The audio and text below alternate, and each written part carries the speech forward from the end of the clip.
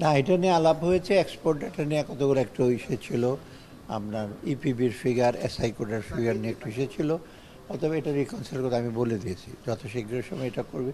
আর একটা প্রজেকশনও করতে বলেছি, হলো তো, প্রজেকশন করবে আগামী বছরে কত বোর্ড মিটিং আমি দিয়েছি, তো আমি সেদিন ফাইনাল করে দেবো, হলো তো।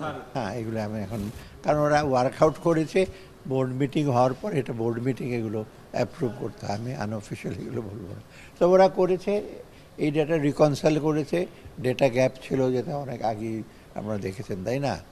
বাংলাদেশ ব্যাংক ডাটা মানে এসআই কোডের ডাটার সাথে ইপিবির ডাটা, ওটা রিকনসাইল হয়ে গেছে, ওটা ওয়ার্ক হবে।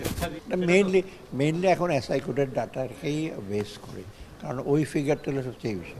আর মাঝখানে ইপিবির ফিগার থেকে ইন্টারনাল এক্সপোর্ট আছে, ওগুলো ডাবল কাউন্টিং হয়ে যায় অনেক সময়, তাই না? আমি এত ডিটেল বলবো না, ওটা হয়ে যায়, ওইগুলো সব ইসে করা হবে, অ্যাভয়েড করা হবে। সেকেন্ডলি প্রজেকশন, জিডিপি ফিগারটাও আমি ওদের দেখতে কোনো রিফ্লেকশন হয় কি না, জিডিপির ক্যালকুলেশনটা জিডিপির সাধারণত আমাদের প্রোডাকশন মেথডে করে, তাই না?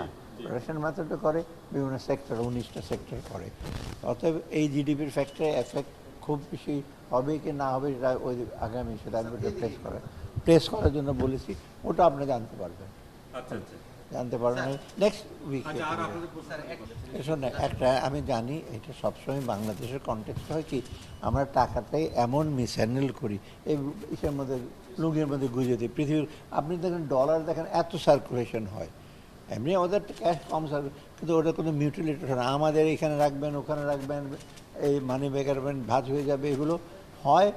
এগুলো আমরা চেষ্টা করেছি আমার সময় থাকতে যে টাকাটা আরও ডিউরেবল করা যায় না, এগুলো হবে। সেজন্য অনেক আগে আমি চিন্তা করেছিলাম ধাতব মুদ্রা ব্যবহার করি, 5, 10, 20, কিন্তু সেটা আবার খুব পপুলার না, কেউ নিতেই চায় না পকেটে, তাই না? অতএব এইটা যত তাদের রিপ্লেস করে, কিন্তু এখানে আবার ইসে আছে যে যতদিনে রিপ্লেস না হয় পুরোনো টাকাগুলো তো বাজার থেকে আপনি আউট করতে পারবেন না। একেবারে খুব খারাপগুলো বাংলাদেশ ব্যাংকে জমা হয়, ওগুলো কাউন্ট করে পড়ায়, কিন্তু কাউন্ট করতে আপনি জানেন না, আপনার হয়তো এই মানে এত খারাপ অবস্থাতে মুখোশ বেঁধে কেমিক্যাল ইসে করে ওরা করতে হয়।